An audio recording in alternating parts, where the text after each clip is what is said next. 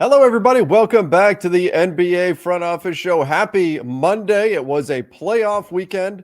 NBA playoffs are here, and man, that was an exciting weekend full of some really great basketball games. A few that were maybe not so great, but also some really, really wonderful games. So, a lot for us to break down today. Keith, I know you had a weekend full of soccer in addition to NBA basketball. Are you sick of sports at this point? You spent the weekend either on the soccer field or watching basketball games.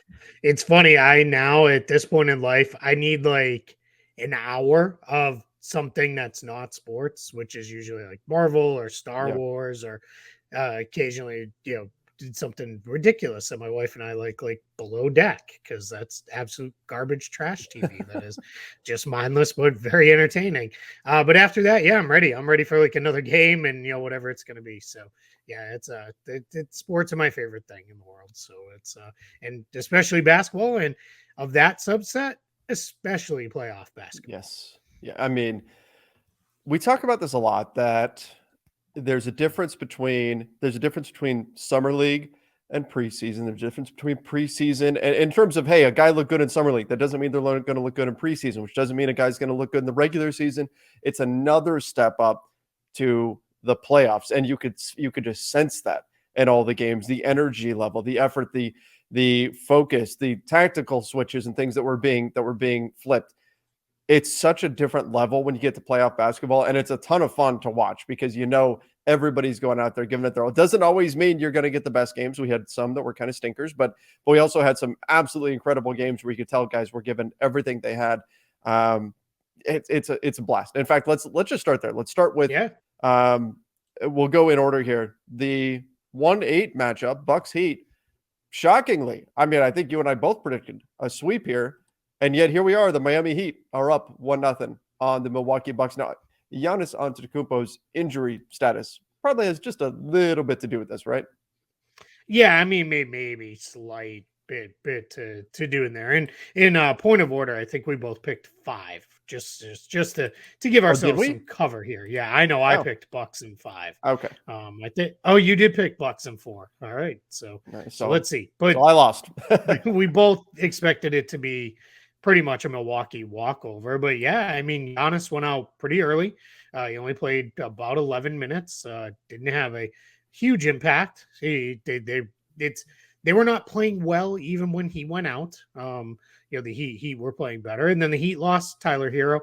I am by no means suggesting Giannis and Tyler Hero are that canceled each other out. I wouldn't go quite that far, but for whatever reason, Miami seems to have a little bit of something for this Milwaukee team. And this could be one where Miami they played the best they're going to play all series and got this win. Jimmy Butler was awesome. Bam was pretty great.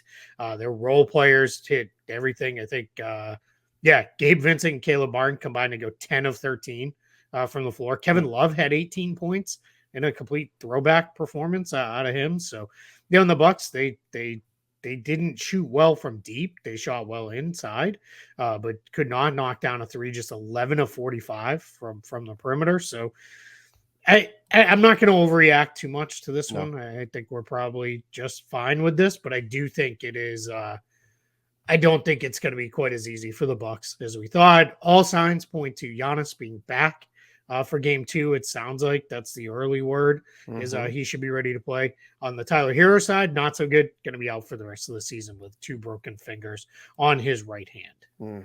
Brutal for the Miami Heat. And case in point, the Bucks are a 9-point favorite despite Miami's Game 1 win for Game 2. So most still believe the Bucks are going to win this series, but losing Game 1 was still a bit of a surprise. Nonetheless, unfortunate news for Tyler Hero, but good to hear that Giannis will be back in action.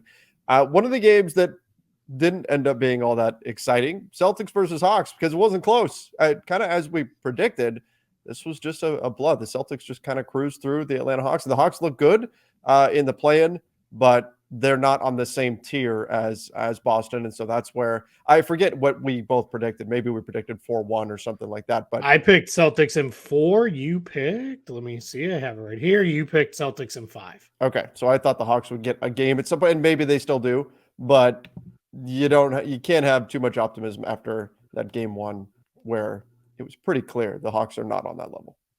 Yeah, Boston got whatever they wanted offensively.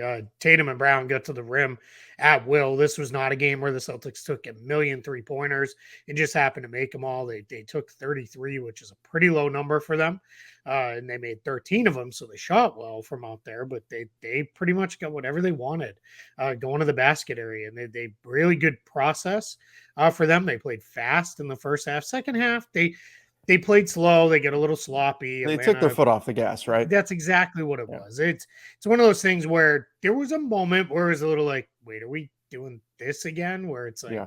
you're gonna blow another huge lead, but they got it back under control. The Hawks never really threatened in the game with that, and then they made enough plays, and the Celtics defense was as good as it's been all year long. Really locked in on that end of the floor. Really made it hard on Atlanta to create good looks. Never mind good scoring opportunities. So yeah, this one went about how I expected it to, and I don't expect much change going forward in the series. Now the Hawks actually won the second half by 17 points, but it didn't matter because the Celtics won the first half by 30.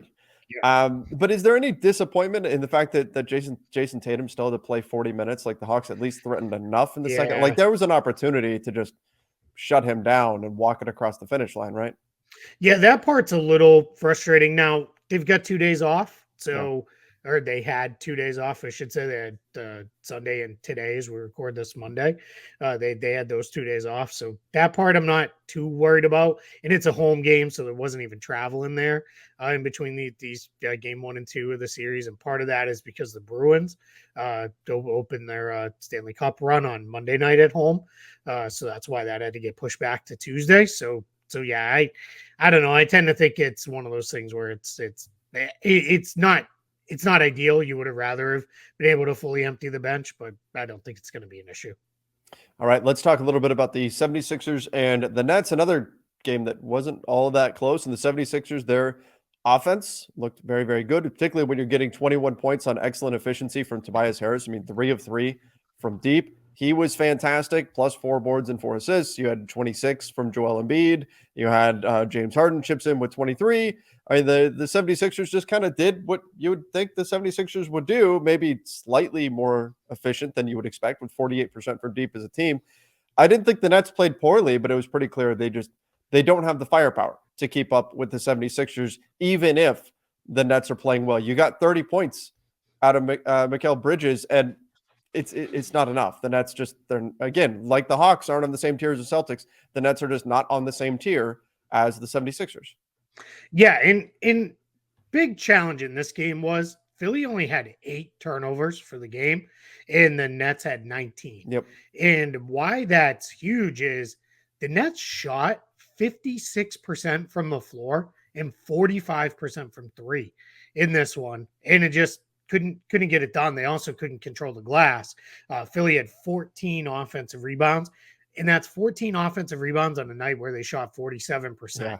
So that's not great, right? It's not one of those where, like, for example, to go back to the Boston Atlanta game, Atlanta had 14 offensive rebounds, but they also missed 60 shots Oof. in the game.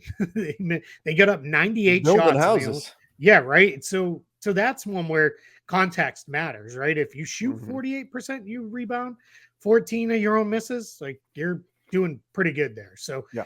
I think we're in a spot where as we look at this one, yeah, Brooklyn can clean up the turnovers a little bit more. They could probably force a couple more out of Philly. I just don't know how much better they can play, and it still wasn't good enough. Yeah. Like that's I think becomes a real challenge. Is you're certainly not going to probably shoot 56% from the field again on Philly and 45% from 3. So this might be one of those ones you look back at and say, man, we threw it away too many times and missed a real opportunity here to maybe make this a more interesting series than would have been otherwise. You know, I mean, we look at all the math in baseball. How many runners do you get on base? And that equates to how many runs you score. And then how does that line up with how many runs your opponent happens to score on that given night? And then that determines how many wins you get. And of course, there's going to be some variance in there and everything. And sometimes I think basketball is a little bit more difficult to break down into the cold, hard math like that. But you look at it and you say, well, they shot 56% from the field. They shot 45% from 3. This should have been their chance to potentially win a game. But this was also the game they turned the ball over 19 times. This also was the game where Tobias Harris went 3 of 3 from deep, where the 76ers shot 49% now from three. And so the math just starts to work against you there. And then you wonder, okay, are the stars going to align, as it were, where you get this great shooting performance out of the Nets and you don't get the high turnovers and you don't get the good shooting from the 76ers? I don't know if it's going to happen. I think that this was probably their chance. It just unfortunately happened to occur on the same night as the turnovers hit them, Yeah. as the offensive rebounding for the 76ers hit them, as all these other things. And you would expect, again, the 76ers to win this series. But now I got to wonder, do we push this more into a likely sweep than what we thought might be a 5 or maybe 6 game series? One encouraging thing, because again, if you just look at the counting stats and the box score, you'd see James Harden 23 points, 13 assists. And I'm not going to suggest he didn't play a good game, Sure. because he did play a good floor game, but he was only 1 for 8 from 2 and did not draw a free throw in this one. And that's a little concerning, I think, if I'm Philly, because he shot really well from the outside. He was, I think, 7 of 13 on 3-pointers. So that's probably not going to be exactly how it goes again in the series for him. He has not been a consistent percentage guy from the outside. He's more of a volume player from out there now. So that's just something, if you're the Nets, I think you walk away saying, all right, we're a little encouraged. But again, you shoot 56% and you lose by 20. You're probably like, all right, I don't know how many other answers we have. Keith, I'm looking at this. Last season's playoffs is the last time that James Harden had a game where he did not shoot a free throw, and that was their elimination game against Miami. All right. Wow. Yeah, So it's rare. been all season he did not have, which you'd expect. He Yeah. didn't have a game all season where he didn't shoot a free throw. Yeah. And yet Crazy, right? Yeah. And they only took 16 total, and Embiid got 11 of them. So it was not a high foul game. The Nets only had 15 total fouls. But yeah, Philly too, it was kind of nice to see they played a little faster, not super fast, but a little faster, which is good to see that they kind of had that gear in them. Okay, a game that was fantastic. Cavs and Knicks. Oh man, I mean, it was back and forth. There were all kinds of different swings in momentum, and at first it looked like the Knicks were going to win. Then here come the Cavs, and they're on the home court, and then here's the Knicks coming right back. And I mean, just big plays made by both sides. This was a fantastic game. The Knicks going up 1-0 on Cleveland. We predicted this would be a pretty close series, but I was not expecting the Knicks to get game 1. And I think this game really became a showcase for just how good Jalen Brunson is. He was fantastic in this game, just making big plays for the Knicks night in, night out. And this was, I don't know, is this that Knicks team that we saw during that, what was that, 8-9, whatever game stretch during the season where they just looked unstoppable? Did they hit that level, you think? Yeah, it did a little bit differently. This team, it sounds weird to say this, considering Tibbs and what the Knicks have been under him up until this season. They reverted back to, they won with their defense, right? They really locked in defensively and had a really good defensive gameplay. This year, that's not really the team they've been. Yeah. They've been a middle of the pack kind of defensive team and a very, very, very good offensive team this season. So kind of completely the opposite of what you expect with Tibbs. But it was a point where I think as we looked at this game, it was, I hate to be this reductive about a game. They just made more plays down the stretch. Like that's really all it came down to. They made more plays on both ends of the floor. Josh Hart was awesome. One of the best players on the floor for both teams. And then Donovan Mitchell had a monster game for the Cavs, but 38. It felt a little bit like the Utah playoff series, whereas Donovan Mitchell and a little bit here and a little bit there, but just not enough from the other guys. Evan Mobley was just not 4 for good. 13. Yeesh. Yeah, really struggled. Did okay on Randall defensively, probably better than okay to be fair with him. But yeah, and then the Knicks, 17 offensive rebounds. They're so good there. They're so good there, but there's no excuse for the Cavs when you play Allen and Mobley, the amount of minutes you do and the amount of minutes those two play together to be this bad on the defensive backboard. Yeah. Like you should not be this bad of a defensive rebounding team. And yeah, here we are. And I think of all the things that happened in this game, that's the thing that I think is probably will carry forward the remainder of the series. Is I think the Knicks will get themselves plenty of second chance opportunities. So this is one of those games where, we look at these high scoring games. You look at some of the shot making that we've seen in some of these series, particularly like you look at Warriors and Kings and the scoring that's expected in that one. This is a game where the point total is 101-97, but I loved this game. Oh, Like it's great. this was so much fun. I don't think, as much as we focus more and more on the NBA in terms of their rules, they focus more and more on offense, and I understand why, and I think that they should.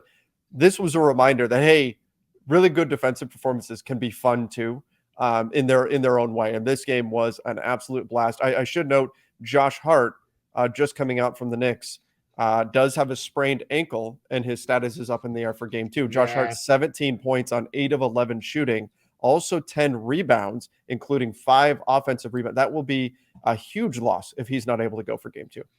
Yeah, and he made, I know Mitchell scored 38 points, but he made him really work. At the end of the game, he was the primary defender on Mitchell. And what they kind of did was they stuck Brunson on, it was Osman, it was Okoro, it was whoever the third guy was. And then Grimes picked up Garland. Cavs, let's get a little bit more balance. Let's get Darius Garland a few more touches. Yes, I want to say, let me check this to make sure I don't say the wrong thing. But Darius Garland, no field goal attempts in the fourth quarter. That can't happen. Can't happen. Played 12 minutes too. Him, Mobley, Allen, and Mitchell all played the entire fourth quarter. Okoro played a minute and a half, and Osman played 10 and a half minutes. So yes, I don't. This is all right. I'm gonna overreact slightly to game 1 here for a second. This is why I was so upset when they didn't turn Karis LeVert and that contract into something at the trade deadline, something helpful. Maybe Josh Hart for yourselves, right? Maybe you could have got him, but LeVert didn't play at all in the fourth quarter. If he's not going to be on the floor late in games, you didn't need him anymore. You were where you needed to be as a team. Last year, you needed him because you needed to get through after you had all of the injuries and all the other stuff. But yeah, that part, just really kind of jumped out to me more than it had of, I think you kind of, might want to do over there if you could go back and in time and say, let's make a trade with Karis LeVert. So let's see, maybe he comes out game 2 and has a big night and that looks silly. But for now, I'm kind of discouraged a little bit from that respect. Yeah. And I think that you're talking about him coming out game 2. It reminds me of what kind of my mantra is heading into game 1s. It's don't overreact to game 1. Yeah. In general, and I think there's some things that you can look at. If it is a continuation of a trend that we've seen over the course of the season, that I think is different than, for example, like Rui Hachimura blew up from the Lakers. Are we assuming that he's going to start scoring 30 points a night? No, right? You can't overreact to just one game, right? In terms of, especially if you get something that you wouldn't necessarily anticipate happening, but when it's a continuation of something that you've seen over the course of the season and a concern, like in this case with Karis LeVert, that you had at the trade deadline, and then you're getting that kind of confirmation out of the floor that, hey, you probably needed something else, then it's worth mentioning that, hey, this is something we need to watch for the rest of the series. Has the potential to not just be an outlier where the Cavs could just be missing kind of that one piece that they needed to go find at the trade deadline. Yep. All right, let's jump over to Nuggets versus Wolves. Jump into the Western Conference. I said this was going to go 6. That Minnesota was going to at least be able to bother the Nuggets enough that they can get a couple of wins. My prediction is not looking good. This is not looking. The Wolves hung in there for a little bit, and then it just became a blowout, particularly in the second half. 32-14 was the score of the third quarter, and that was essentially the end of the game. So. Yeah, and Nuggets were up at halftime anyway. Final score was 109-80. 80 points. 80. Yeah. 80 by the Wolves. And they only turned it over 11 times, which isn't like, it's not like they turned the ball over 25 times and it was some crazy outlier, performance there. But they shot 37% from the field, 56% from the free throw line, and 31% from 3. I'd have to imagine the pace of the game was pretty slow too if we looked into that metric. But man, 80 points in an NBA game in 2023. That's crazy. Yeah, I said on Twitter this morning, because I'll be completely honest. One, scheduling a 10:30 p.m. game on a Sunday. What are you doing? Like, that's just the dumbest thing. You would have probably had to rejigger the schedule a little bit. You could have Maybe pushed it was everybody on fortunate Sunday. the Yeah, way this maybe, game right? went. Yeah, exactly. The way it went. But more of like, I was out. Like, I fell asleep. I didn't end up watching it all live, which I didn't miss much. And I knew I was going to get up. I was going to watch it this morning. And I actually was able to see it without seeing the score. And then I was like, all right, midway through the third quarter, I'm like, what was the score here? What's the final? Because you start to be like, how much more time am I investing in this Right. game?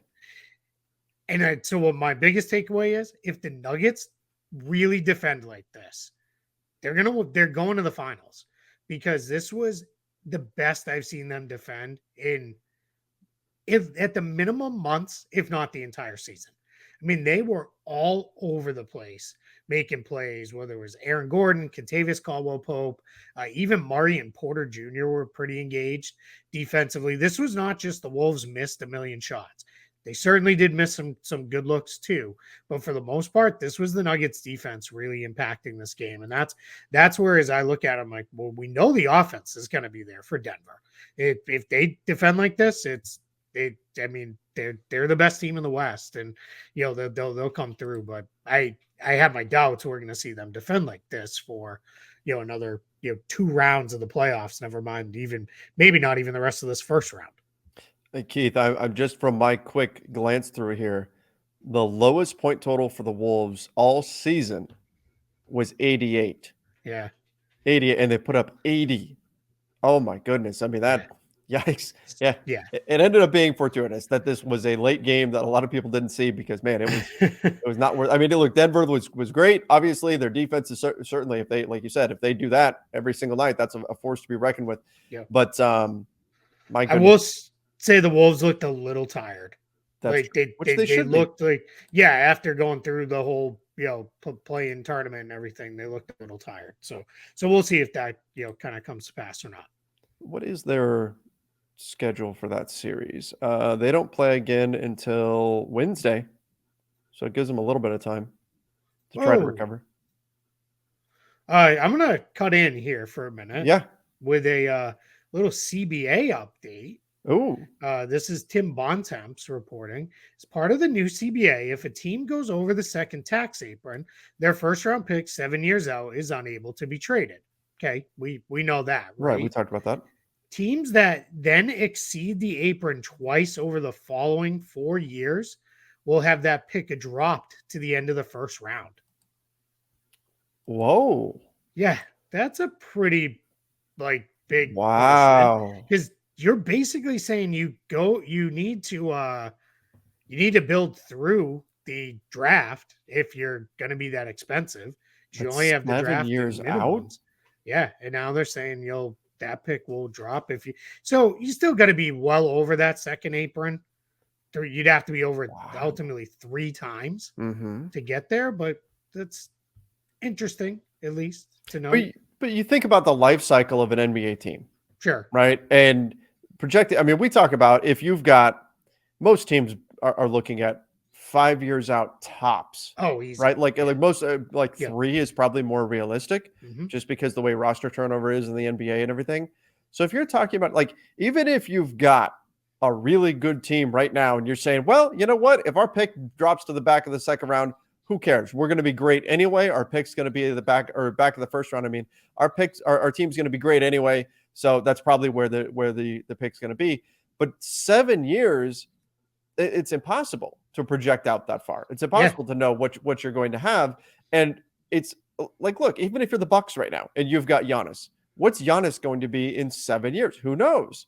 So if you say, well, you know what, we've got Giannis, so whatever, let's go for it. Let's go ahead and be at this level of spending. And the Bucks are probably not the team that's actually going to do this. But if they say, hey, let's just go for it, that could be a lottery pick that suddenly you're trying to build the next iteration of your team. You're trying to rebuild at that point, and you no longer have that pick. I mean, instead you get pick 30 or something. Yeah, wow, that is a massive, massive deterrent against spending. we love to name CBA things after players and stuff, right? We have bird rights, the arenas provision, And the the Rob Blake Rose rule. rule. Yeah, the Rob Blake rule. Yeah. That's my new favorite one.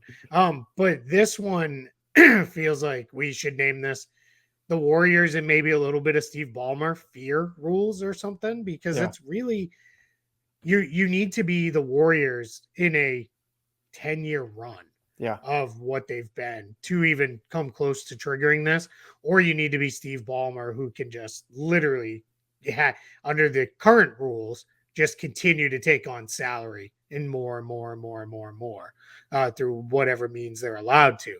That's what you've cut off here. Because the example I give with this, where I'm like, I don't know how often these rules are fully going to come into play, like the full set of these rules, is 2 years ago, we all would have thought the Nets were in this position for the next Oh 4 yeah. years. Yeah. And now they're already, that whole They're done. thing is gone Yeah. and done. It's also to your point about how long 7 years is.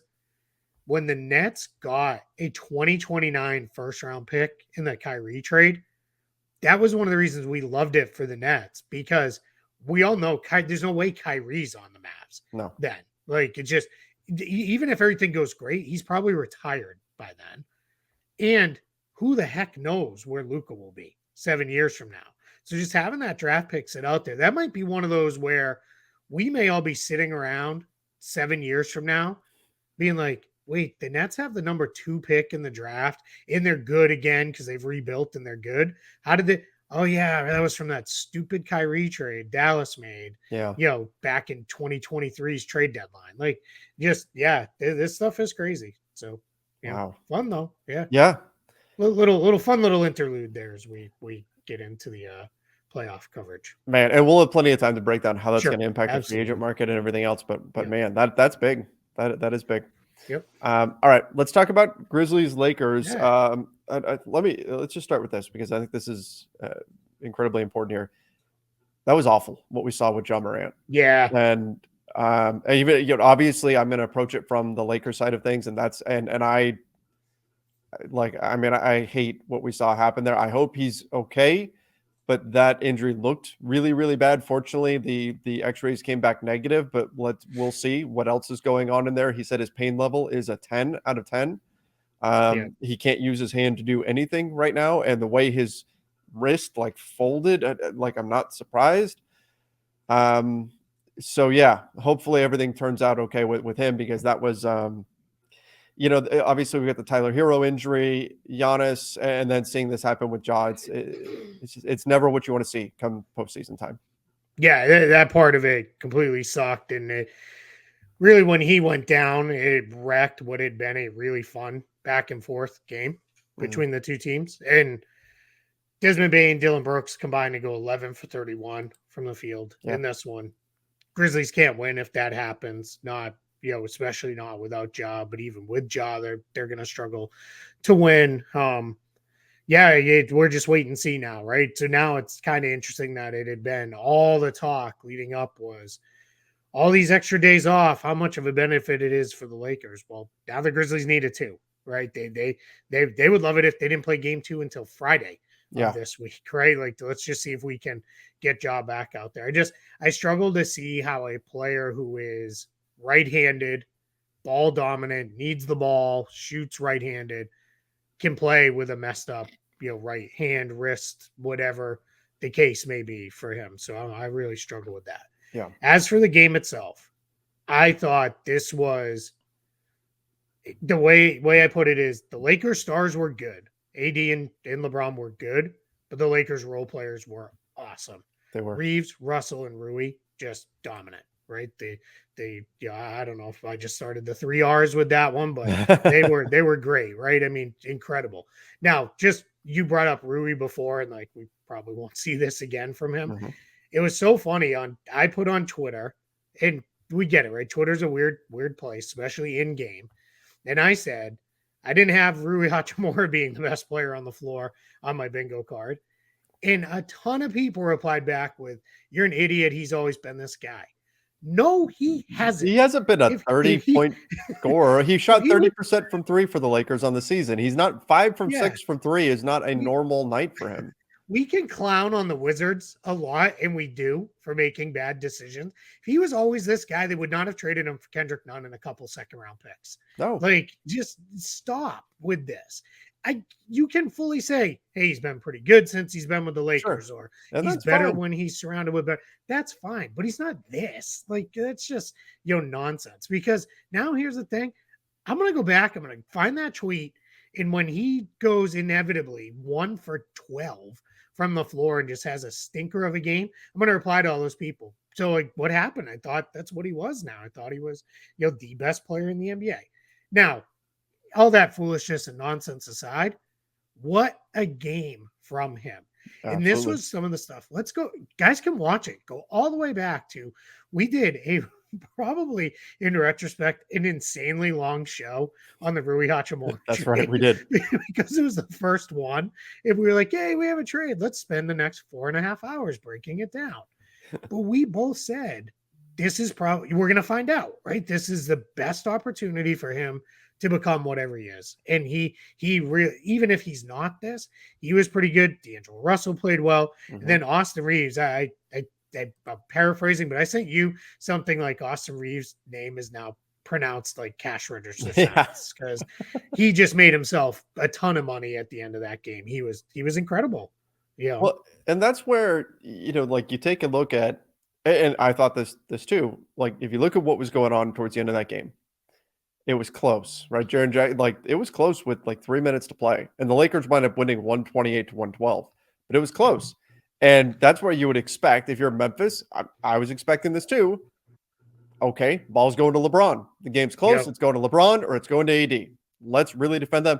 Lo and behold, here's 9 points from Austin Reeves, right? Like, and the ball's running through him. Like, that was a shock. And I give credit to the Lakers for letting that happen, to not saying, oh, no. LeBron has to have the ball. He's our guy. Austin had it going. So they said, yeah, let's keep doing this. Yep. And Austin's going to take advantage of all the attention being paid to LeBron and to Anthony Davis. And he was absolutely phenomenal. 8 of 13 shooting, 3 of 5 from 3, 23 points, 4 assists in this game. That insane behind the back pass from the baseline all the way out to the 3-point line that Rui knocked in. It was a really impressive performance in a lot of ways. There's a lot of things that the Lakers can work on, the Lakers can fix, but sure, in terms of having other guys step up, they were great. And this was the fear coming out of Memphis. I did radio in Memphis ahead of the game. This was the fear from Grizzlies fans. They've been saying, hey, every game it feels like somebody else's role players go off on us, particularly from 3, because they tend to give up these open looks. And I kept trying to you know, console them and say, look, the Lakers tend to not be a great 3-point shooting team. So like Austin might get it going or something like that. But I could have never predicted 5 of 6 from deep for Rui Hachimura. So Memphis fans at this point have got to just be like beside themselves. I mean, not only does Ja get hurt, but here we go again. Another team's role player, and that's what Rui is. He's a role player, going berserk from behind the arc against them. And again, all the credit in the world to Rui, because Memphis dared him. That was their game plan, to dare Rui Hachimura to shoot.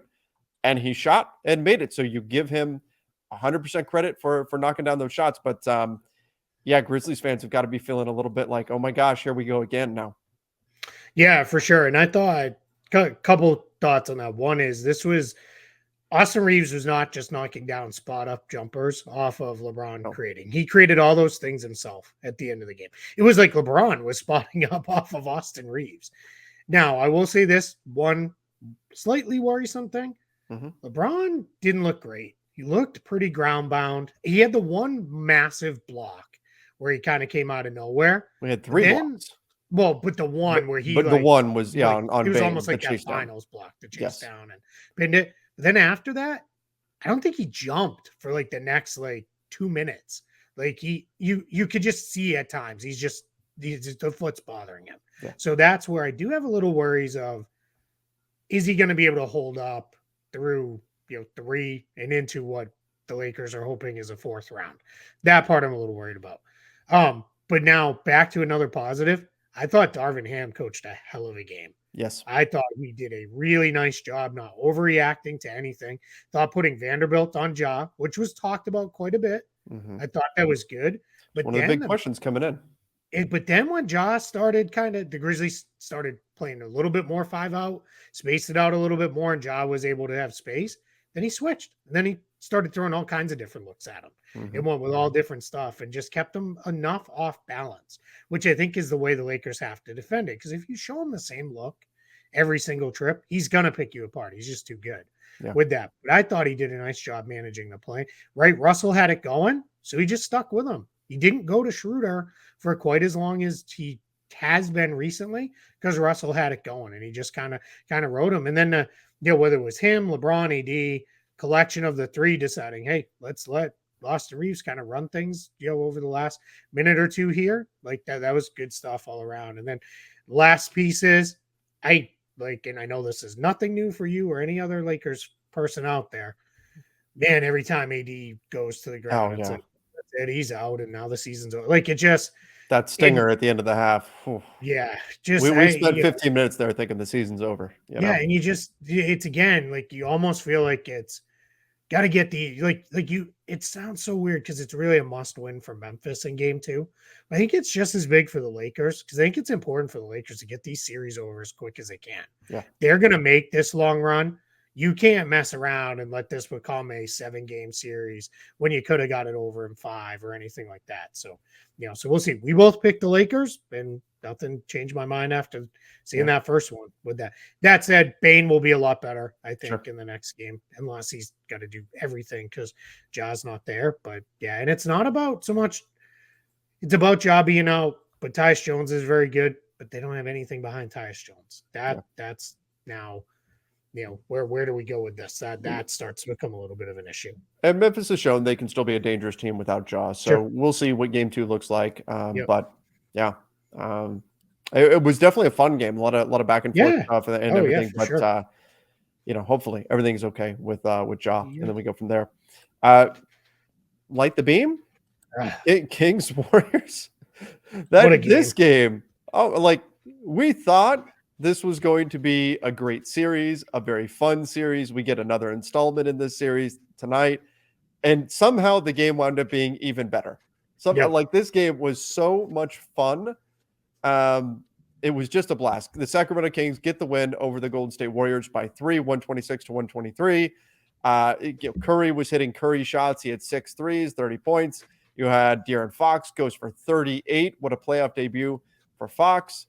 I mean, I think the only thing that you can really be disappointed in is I thought Sabonis didn't show how talented he really is with his offensive performance. But Malik Monk, 32 points. How much fun was Malik Monk just with his ability to hit shots and just his whole swagger and demeanor throughout the game? I hope this series goes 7. And not just because the Lakers would get the winner on the other end. I'm just saying this is just such a fun series. I just want to see more of this. It is going to be an absolute blast throughout. I need 7 games of this, we all do, right? We said it was going to be an all-time crowd, and it was even better than that. I mean, they were so loud throughout the entire game. It was insane. I don't even remember hearing a crowd like that wasn't in a finals game for a long time. The Kings approach, I think, was perfect. It was, we're going to play really fast and we are going to run right at you to get downhill to the rim over and over and over and over again. And I mean, Malik Monk took 14 free throws in the game. That's not where the heck did that come? He didn't take 14 free throws in a month.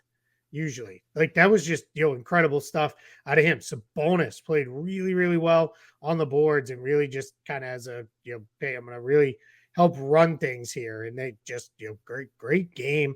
For them, Curry was pretty good. Clay was pretty good.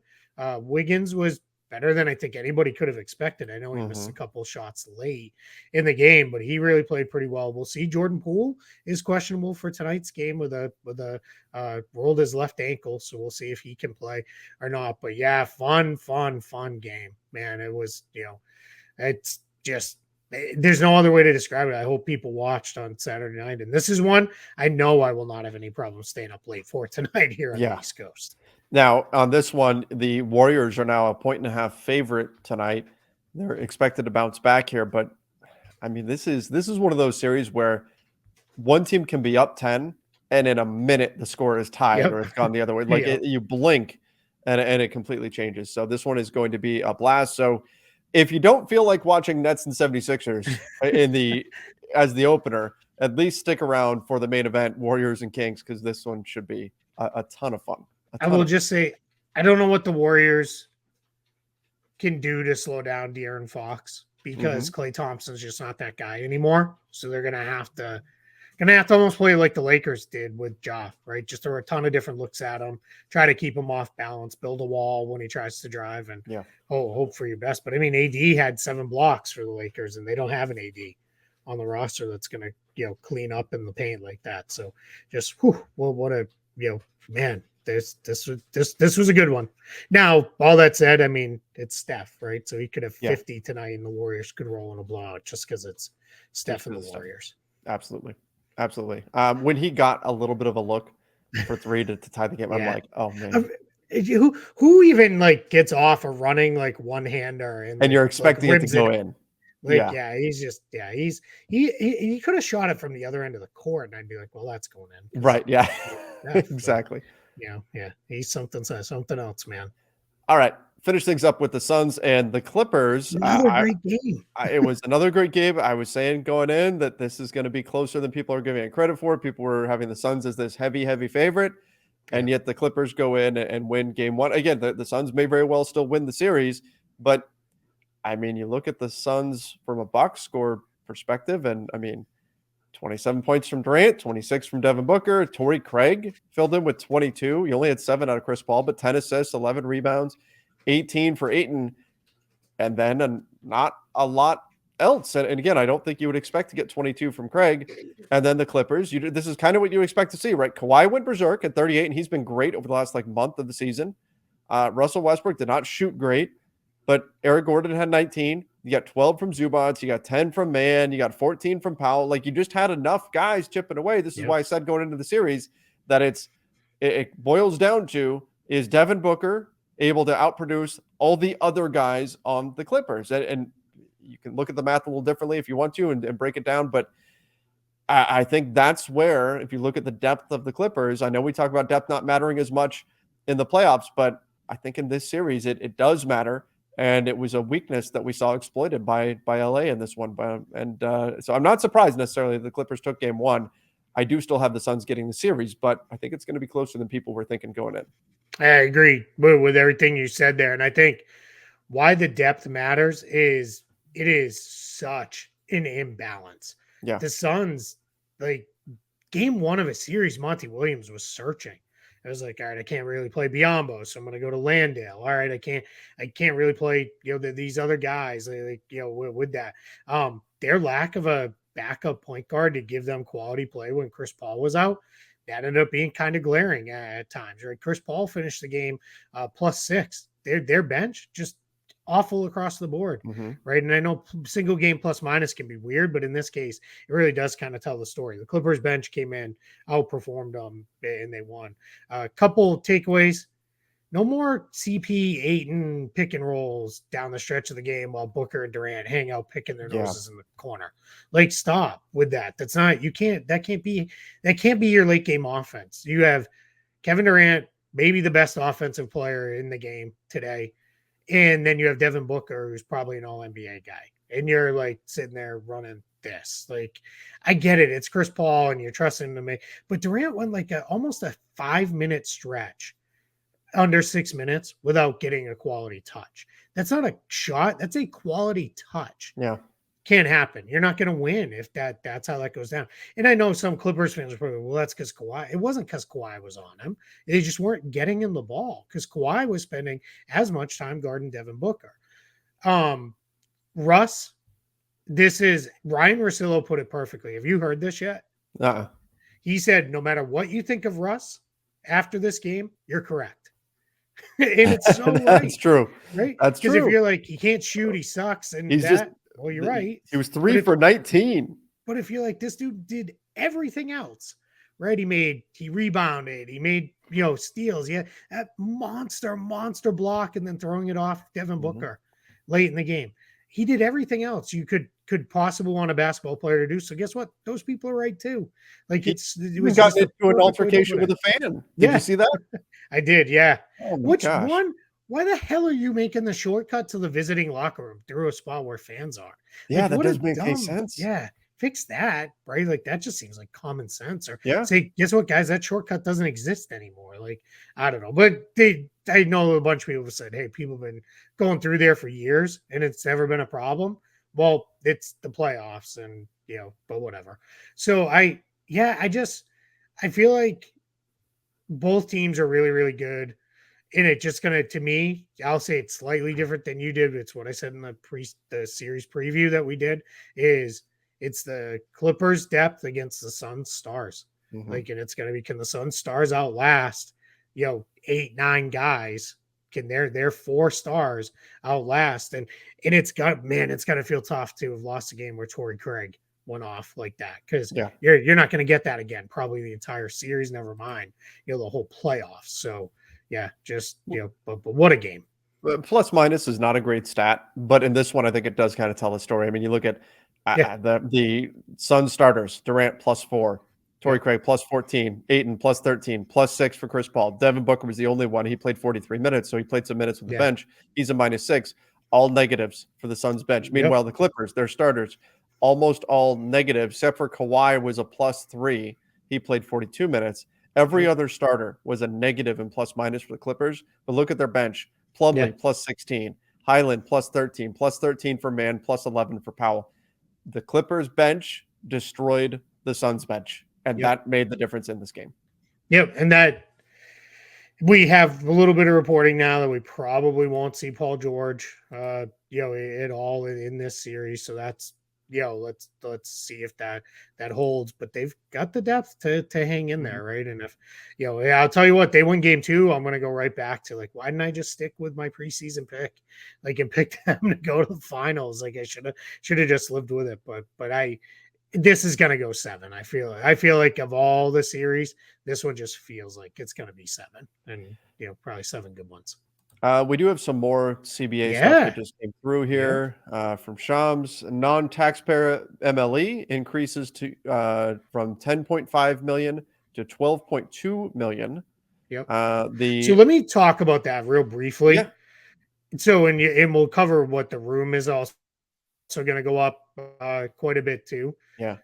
What's happening with this is they are raising these now, and then they're going to raise by whatever the cap raises on top of that, is my understanding. So it is a bump now. Then if the cap goes up 3%, you'll go up again. It's kind of like where, if sometimes jobs will do this, they'll be like, all right, hey, so everybody gets the standard, 3% increase bump at the end of the fiscal year for the company. But what Mhm. we're going to do is we're going to give you a 5% raise now. So then you'll get the 3% on top of that. I know that's sometimes a play that companies will use. That's kind of what happened here. So it's going to get a raise, and then it should also go up slightly based on whatever the cap rises. So Right. just again, they're trying to level the playing field, right? We already talked about penalties on the above teams. This now is like, you're trying to make the taxpayer or non-taxpayer MLE a real functional weapon here. You're talking 12.2 million, and then if it goes up again, you're probably talking 13-ish million. That's nothing to sneeze at, right? That's a Yeah. real nice contract. Absolutely. The Broom mid-level increasing to 7.6 million. So that's Yep, another weapon huge. for teams that have cap space going into the Yep, season. So once you use all your cap space, you can still have a little bit of spending power, which can be enough. If you're a cap space team and you go and you spend on a couple of big free agents, and then now you still have a little bit extra to go add that kind of final piece, which is and really nice. can be 3 years in length. Those Mhm. can only be 2 years right now. So adding it 3 years, that kind of makes it almost like, all right, I'm a veteran guy who, he's not worth the full non-tax MLE, but you would like to have him around for a while. That could be something to come into. So, for example, let's just play fantasy GMing here for a minute. Houston, 54 million in cap space projected. Let's say they do go the James Harden route. Let's Mhm. say they give Harden, 47 million or whatever it is for a max contract. Now you've got 7 million in cap space still to play with, and you've got another 7 million after that. So that's going to give you an opportunity to really kind of go out and get 2 players as you Yep. try to reset and lift if that's the direction they go. But I mean, we could do that with any number of teams, right? Oklahoma City, 30 million in space, and then an extra 7 million to spend on top. Just, we're again trying to level that playing field. They're trying to push everybody towards the middle. Now, we talked about the Rob Pelinka rule earlier, the new second round pick exception, 3 to 4 contracts or 3 to 4 year contracts up to the minimum salary. Now, Keith, this part is confusing to me. For third year player, what does that mean? So this is, I think, when we get into this, and this tells me too, all this stuff, these kind of drips coming out was, hey, we're going to hold this over the weekend. Let's showcase the playoffs as they should. Yeah. Right. Because the most important thing should always be the games on the floor. But all right, it's Monday morning. Let's get back into this. I think we're getting real close to the CBA or the term sheet in full coming out. We'll have all the details. So what I think when we really get into this, what this will mean is this exception will start at the salary for a third year minimum player. Instead of starting at the league minimum of right around $1 million, it'll probably start at about 1.3 or so for a third year player.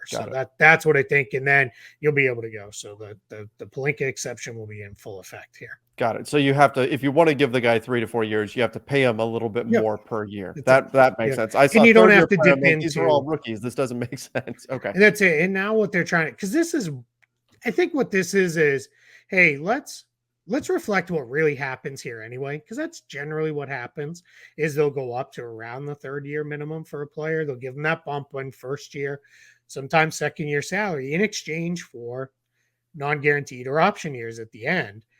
What they're trying to do is say, rather than that coming out of your non-taxpayer mid-level or your taxpayer mid-level, that's a slightly different because that one can't be quite as long, or you're conserving. Again, Rockets, Thunder, Magic, these cap space teams, you're going to use a chunk of your cap space. Sign a second round pick. Let's make you just able to do that and still leave all that money out there for all these other guys, right? So now Malik Monk, for example, the Kings last year, when they signed him, they left enough out of their non-taxpayer MLE because they were going to try to bring over, go all the way back, Alexander Vezenkov. They were going to try to bring him over this year. He decided to stay in Europe. So now they don't have to do that because you'll just be able to do that without dipping into the exception. So this is a really nice change, and it allows guys to get a little bit more money on the other side. Keith, if whoever the Lakers get in the second round this year, whoever they pick up undrafted, if Rob Pelinka does not do this, we're going to lose our minds. Yeah. At that point, I don't know if his office is in whatever the Staples Center is called now or wherever he has an office, but somebody should be throwing, I was going to say rocks, but probably bags of excrement at the window or something of his office to be like, what are you doing? Because or demand from him as a media, we should demand like, all right, so they won't let you sign guys, right? Like that's what this is. Like, please, for the love of God, tell us why. Why do you keep doing this? Okay. Well, I think there's a couple more things on here with the 65 game minimum stuff. Oh yeah. Okay. But I don't really fully know how to fully understand what this says. So we'll get into it. But basically, it's 65 games and less and less and less and less and less. Right. Kind of go from there. They're trying to prevent 65 games in order to qualify for the various awards around the league, which can matter in terms of your salary, of course, but they're trying to create a little bit of leeway so you don't wind up with a circumstance where well, this guy got 64 games, but this happened and this happened and this happened and this isn't his fault and why is he being punished? And then you get that kind of so they're trying to create the ability to say, well, yeah, he hit 64 games or whatever, but but because we've got these rules in place, we're allowed to still go ahead and make him qualify for the awards. That's what you're exactly right. They're trying to make sure of, hey, we can still rest guys, but if a guy rolls an ankle and misses, like, okay, we want to make sure we're taking care of these guys with also not turning it into a farce of, hey, limp out there, commit a foul 8 seconds in the game and come out, because that just looks, bad for everybody all around. So yeah, I'm still kind of sitting on, I really want to see the full like thing before I get too deep into all this. But yeah, I think there's going to be a lot of kind of, interesting things here. Yeah, agreed. But in any event, we covered a lot today. There's more playoff basketball tonight. We got a couple more games, including the Kings and the Warriors, round 2 or game 2. So we'll see what Game that 2, looks yeah. like. No, And then round 2, not yet. Come on, man. no, I know. Don't I'm fast thinking, forward the season. boxing Yes. match round 2. Here we go Oh, again. Like got it. Okay. All right. I That's where like my that. brain went, and But but I was thinking, oh, look, the Lakers guys already count the Lakers into the next no, round. this is not. I get it. You're second only round. used to success in the play-in tournament in recent years, so you think winning one game advances you. It's That's okay. right. I That's understand. exactly what I'm like. Play in tournament, you get through it, you move on. No, this was a really fun weekend. So hopefully we get more fun basketball tonight. We'll see what happens with Nets and 76ers. I'm going to keep an eye on that. I just think the subplot of Bridges with the whole 76ers organization. Yeah. Imagine how good they would be with him. I know. Yeah. But did you see his interview too? Uh, Where he's like, I had to leave my own draft party because he was so mad when he found out they traded him. And if people don't remember, his mom at worked least for them. then worked for the team. I don't know if she still does. I don't think she does. But it's like, yeah, and he was a Philly kid too because he went to Villanova. So yeah, that was not great. Philly kid. His mom works for the team. They draft him. It's yay, let's celebrate. He gets to stay home and all this kind of stuff. And then they trade him. Oh wait, we traded you. And then it turns out he's really good, and they should have totally kept him. But they traded him for a guy who was not very good and is now out of the league. Yep. So. Wow. But I guess probably better for everybody because they'd be pretty awesome if they had Mikal Bridges. So yeah, they we'll certainly would. Certainly would. All right, everybody. We're going to wrap things up there. Again, do not keep us as the best kept secret around the NBA world. Make sure that you do let people know. Subscribe to the YouTube channel.